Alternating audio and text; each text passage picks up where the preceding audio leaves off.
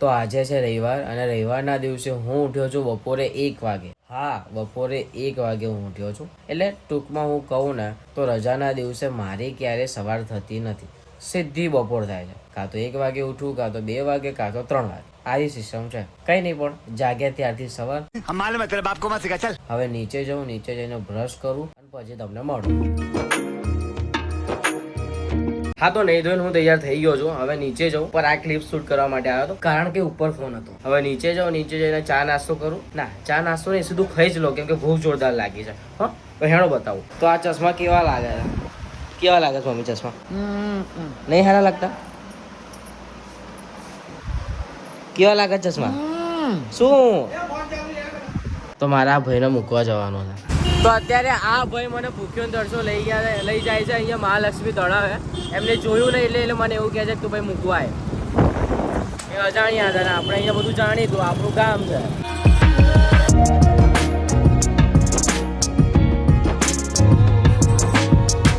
હે ગાઈસ, તો ये हैप्पी है, ये रूबी है, પણ આ બેનું બનતું જોઈ લો.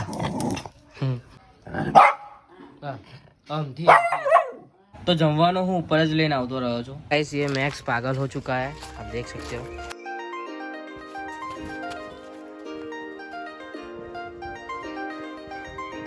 मैक्स चल घरे.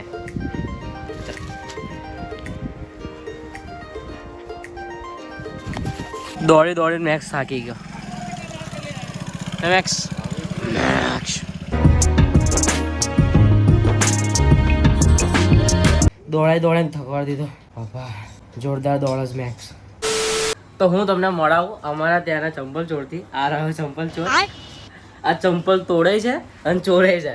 મારા નવા ચંપલ લાયો જ છું હજુ અને બહાર મૂક્યા હતા અને આને તોડ નાખ્યા. પાછા ફરી બીજા નવા ચંપલ લાયો. એ ચંપલ એને બે એટલે બે ચંપલ હોય, એમાંથી એક ચંપલ ક્યાંક મૂકી આવ્યો અને એક ચંપલ ઘરે. પાછા બીજા નવા ચંપલ લીધા છે. હવે જોઈએ આ કેટલા દિવસ સુધી રાખે છે. અરે અમુક વાર તો એવું થાય કે બાજુવાળા ચંપા માસીનું ચંપલ અમારા ઘરથી મળે.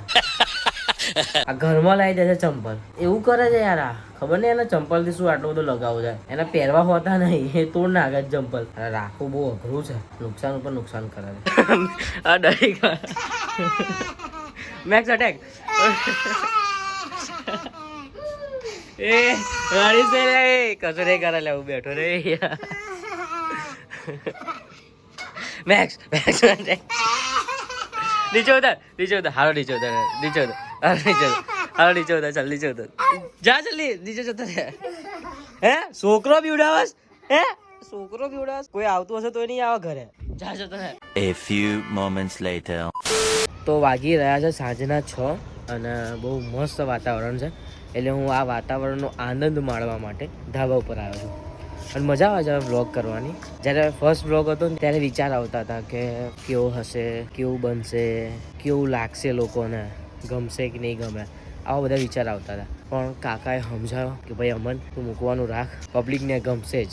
એમને બહુ કોન્ફિડન્સ આપ્યો મને. અને તમારી કમેન્ટ વાંચવાની મજા આવે છે. ઘણા લોકો કમેન્ટ કરે છે કે નાઇસ વ્લોગ, બહુ સરસ વ્લોગ છે. તો તમે પણ કમેન્ટ, જો આ વ્લોગ તમે જોતા હોય તો અત્યારે જાઓ અને કમેન્ટ કરતો, તો પછી મને ખબર પડે કે કેવો વ્લોગ લાગે છે તમને લોકોને. બરાબર? તો બસ હવે અહીંયા ધાબા ઉપર છું, મજા કરીએ થોડી, આ વાતાવરણનો આનંદ માણીએ. અને જો અમારા ત્યાં તો અત્યારથી પતંગ ચકવા લાગી. દેખાય છે તમને? એક અહીંયા છે અને એક પેલી બે ચકે.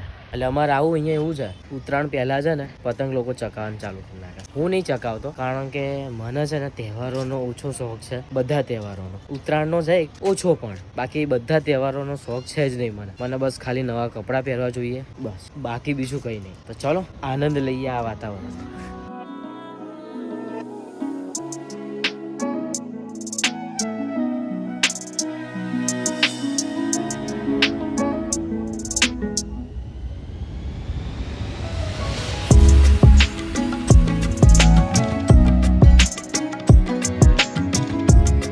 तो यहाँ पे अभी जंग छिड़ चुकी है.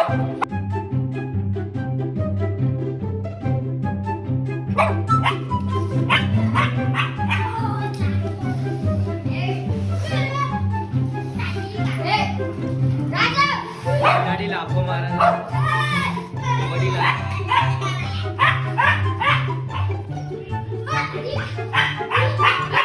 બિલાડી ભાગી ગઈ. એટલે ગ્રુપમાં એક આદો એવો મિત્ર તો હોય છે કે જેના લીધે આપણને ક્યાંય જવા માટે મોડું થાય. તો એ મિત્ર હું તમને બતાવું કે અમારા ગ્રુપમાં એ કોણ છે. બરાબર, શું કહેવું વિનોદભાઈ? વિનોદભાઈ કહી દો કે લાઈક કરો, શેર કરો. લાઈક કરો, શેર કરો. બરાબર, તો વિનોદભાઈ કીધું છે તમારે કરવું પડશે. ગ્રુપમાં આ એ વ્યક્તિ છે કે જેના લીધે દર વખતે અમારું મોડું થાય છે. જોઈ લો, આ મોઢું જોઈ લો. પણ એને છે ને મેં ઘરેથી આવતા જ એવું કીધું હતું કે તું તારું સ્વેટર લેજે ને તો એ ડેકીમાં ના મૂકીશ, પહેરી લે, કારણ કે ઠંડી લાગશે. તો કે ના યાર નહીં ઠંડી લાગે, અભિયા લઈને આવ્યા છો, મને નહીં લાગે. અને અત્યારે સ્વેટર પહેર્યા હતા. શું કહેવું? એટલે આવું થાય, એટલે વધારે ઠાસમાં ના રહેવું જોઈએ. તો જમી કરીને અમે લોકો જઈ રહ્યા છે ઓળ માં મેરડીમાના દર્શન કરવા. અમે પણ દર્શન કરીએ, તમને પણ કરાવીએ.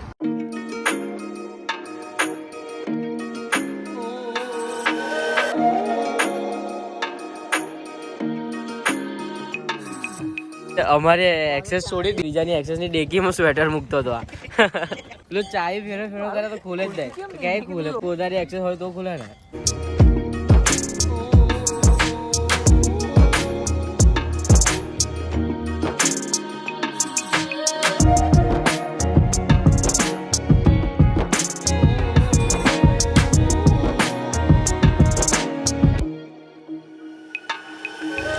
તો અમે લોકોએ દર્શન કરી લીધા છે અને તમને દર્શન કરાવી દીધા છે. તો હવે અમે લોકો જઈશું ઘરે. અને ઠંડી બહુ જોરદાર છે. મારી ટોપી આટલી નાની છે ને, અહીંથી બસ આટલે સુધી જ આવે, આટલી નહીં આવતી. તો અહીંથી હવા જાય ને તો આ બધું એવું ઠંડુ ઠંડુ થઈ જાય ને, માથું દુખવા લાગે તો મારું. પણ કંઈ નહીં, હવે ઘરે જઈએ છે અને જઈએ છે ઘરે.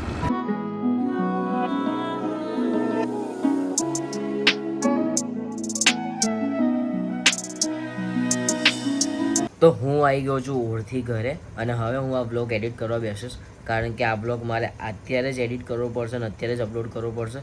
તો કાલ સવારમાં 10 વાગે તમે આ બ્લોગ જોઈ શકશો. મતલબ અત્યારે તમે આ બ્લોગ જોતા જશો અને જો જોતા હો તો કમેન્ટ કરો કે તમને આ બ્લોગ કેવો લાગ્યો અને મારે આગળ આપણી આ બ્લોગ ચેનલમાં શું શું ટ્રાય કરવું જોઈએ. બસ, જો આ બ્લોગ તમને ગમ્યો હોય તો લાઈક કરી દેજો, શેર કરી દેજો અને હા, સબસ્ક્રાઈબ કરવાનું ના ભૂલતા. તો જયરત બાદશાહની લાઈન હતી. તો હા, જો આ બ્લોગ તમને ગમ્યો હોય તો લાઈક કરી દેજો અને હા, શેર કરવાનું ના ભૂલતા, સબસ્ક્રાઈબ કરી લેજો. તો બસ, મળે એક નવા બ્લોગ સાથે. ત્યાર સુધી જય અંબે, જય શ્રી કૃષ્ણ, જય મોગલમાં, જય મેરડીમાં. Bye bye.